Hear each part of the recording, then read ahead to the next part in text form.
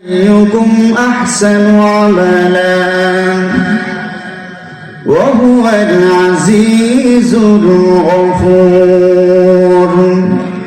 وقال الله تعالى في كلامه المجيد إن الله وملائكته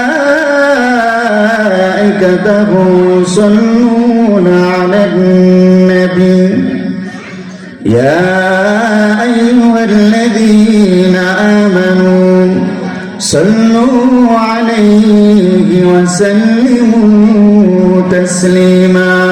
اللهم صل على سيدنا مولانا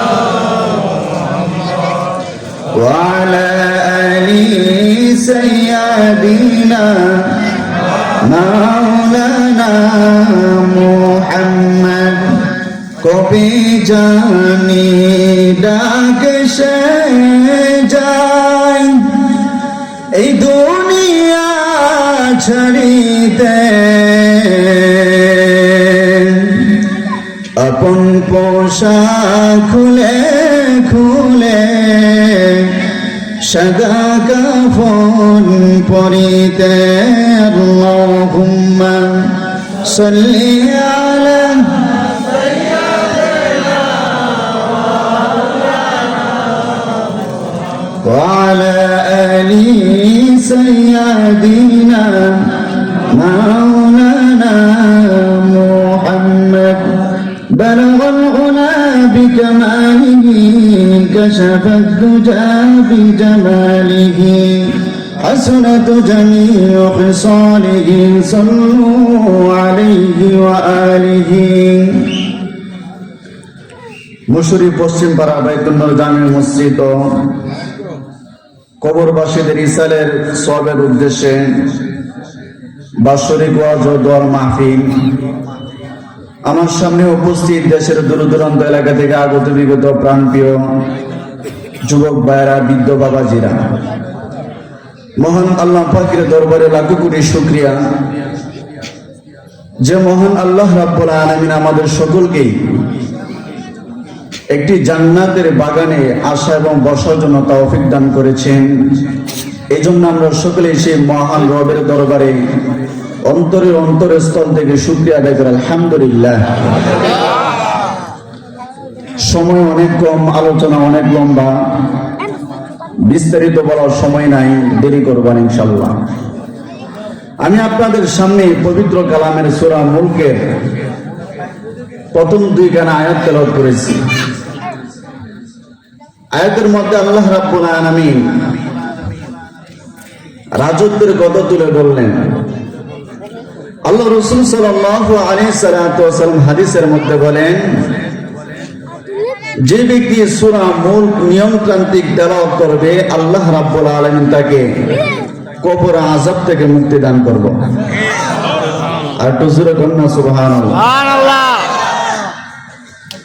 যেদিন সে দুনিয়ার জমিন থেকে যেদিন বিদায় হয়ে যাবে, যখন তাকে কবরের দেশে যখন রাখা হবে, তখন সে কবরে গিয়ে দেখবে সূর্যের আলো লাল হয়ে গেছে। পৃথিবীর যে কোনো প্রান্তে যে কোনো সময়ে কোনো মানুষকে যদি কবরে রাখা হয়, তাহলে সে কবরে গিয়ে দেখবে সূর্যের আলো লাল হয়ে গেছে। আসরের শেষ টাইম সে কবরের ভিতরে তাকে দেখবো দুটা পার যা চোখে দেখা যায় না, ফুল স্পিডে তাকে চাপ দেওয়ার জন্য আসবে। আল্লাহর বান্দা তখন ভয়ে থরথর করে কাঁপতে থাকবে। তখন সে তাকে দেখবে ছোট্ট একটা পাখি, তার বুকের উপর দুটা ডানা প্রশস্ত করে বলতে থাকে, ও আল্লাহর বান্দা, এই কবরের ভিতরে তুমি আরামে ঘুমাও, তোমার চিন্তার কোনো কারণ নাই, আমি আছি। আল্লাহর বান্দা তখন ডেকে বলবে, আমার আপনজন প্রিয়জন কেউ আসলো না আমাকে সাহায্য করার জন্য, অথচ তুমি ছোট্ট একটা পাখি, তুমি আমাকে কি এই আযাব থেকে আমাকে মুক্তি দিতে পারবে? ওই পাখির জবান আল্লাহ রাব্বুল আলামিন খুলে দিবেন। পাখিটাকে বলবে, ও আল্লাহর বান্দা, তুমি কি ভেবেছো আমি কোন দুনিয়ার পাখি? আসলে আমি দুনিয়ার কোনো পাখি নই। আমি হলাম সূরা মুলকের নিয়মতান্ত্রিক তেলাওয়াতকারী, দুনিয়ার পাখির সুরত ধরেছি। যতক্ষণ পর্যন্ত তোমার এই কবরটা জান্নাতের বাগান না হবে, ততক্ষণ পর্যন্ত আমি সূরা মুলকের সুপারিশকারী বন্ধ হব না। এই জন্য এই সূরাকে কোরআনের ভাষায় সূরাতুল মুনজিরা, সূরাতুল ওয়াকিয়া বলা হয়। আল্লাহ রাব্বুল আলামিন আয়াতের শুরুতে বলেন, তাবারাকাল্লাযী বিয়াদিহিল মুলক ওয়া হুয়া আলা কুল্লি শাইইন কাদির।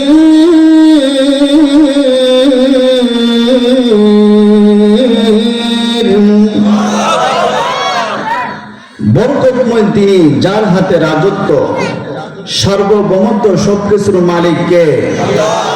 জুড়ে বলেন। এবং যিনি প্রত্যেকটা জিনিসের উপর শক্তিমান, প্রত্যেকটা জিনিসের উপর আল্লাহর ক্ষমতা আছে না নাই? জুড়ে বলেন। এই দুনিয়াতে যা কিছু আছে সব ধ্বংসশীল, সব ধ্বংস হয়ে যাবে। আল্লাহ বলেন, কুল্লু মান আলাইহা ফান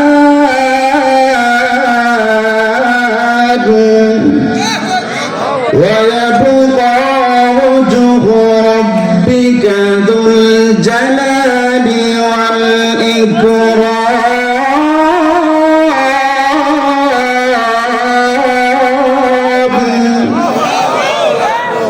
এই পৃথিবীতে যা আছে সব ধ্বংস হয়ে যাবে, একমাত্র সম্মান এবং মর্যাদার অধিকারী কে বাকি থাকবে? জুড়ে বলেন। যে পৃথিবী নিয়ে আমরা হাজারো স্বপ্ন দেখি, এই স্বপ্নের পৃথিবীও একদিন ধ্বংস হয়ে যাবে। মানুষ ধ্বংসশীল, আমরা কেউ পৃথিবীর জমিনে বেঁচে থাকবো না। আল্লাহ রাব্বুল আলামিন দ্বিতীয় আয়াতে বলেন, الذي خلق الموت والحياة ليبلوكم أيكم أحسن عملا।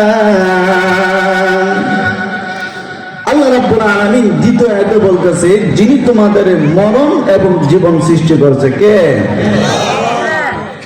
আল্লাহ রাব্বুল আলামিন যদি দুনিয়ার জমিনে যদি আমাকে বাঁচিয়ে রাখে, পৃথিবীর কেউ আমাকে মানতে পারবে না। আর তিনি যদি আমাকে মরণ দান করে, পৃথিবীর কেউ আমাকে বাঁচিয়ে রাখতে পারবে না। জীবন মরণ কার হাতে? তার দৃষ্টান্ত হলো হযরত ইব্রাহিম আলাইহিস সালাতু ওয়াস সালাম। হযরত ইব্রাহিম আলাইহিস সালাতু ওয়াস সালামকে যখন নমরুদের আগুনের মধ্যে ফেলে দিলেন, এই ঘটনা আমরা সকলেই জানি। 30 হাত উঁচা ওয়াল দিয়েছে। আল্লাহর পয়গম্বর হযরত ইব্রাহিম নবীকে আগুনের মধ্যে ফেলে দিবেন, আল্লাহ রহমতের ফেরেশতারা পর্যন্ত আসছে। জিবরাইল আলাইহিস সালাতু ওয়াস সালাম আয়েশা বলে, ওগো আল্লাহর পয়গম্বর, আপনি একটু অনুমতি দেন, একটা গুতা দিন সাগরে নিয়ে যাবো। হযরত মিকাইল আলাইহিস সালাতু ওয়াস সালাম আয়েশা বলে, ওগো আল্লাহর পয়গম্বর, নমরুদের 30 হাত উঁচা ওয়াল দিয়েছে, আপনি খালি অনুমতি দেন, দেখবেন এনে আজকে বৃষ্টি তুমি দেখবেন এটা পুকুর হয়ে যাবে। নমরুদ আগুন জ্বালাইবো করতে।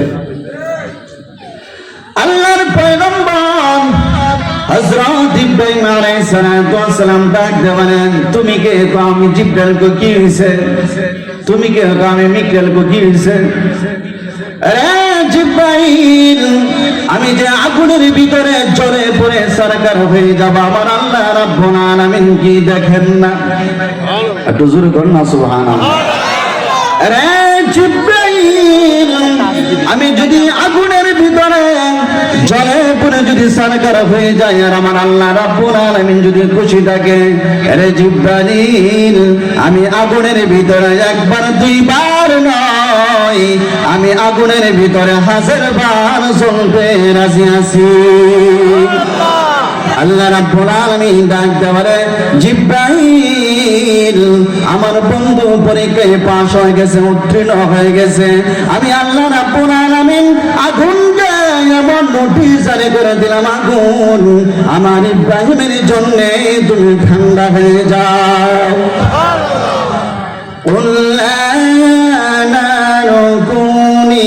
بردا وسلاما على إبراهيم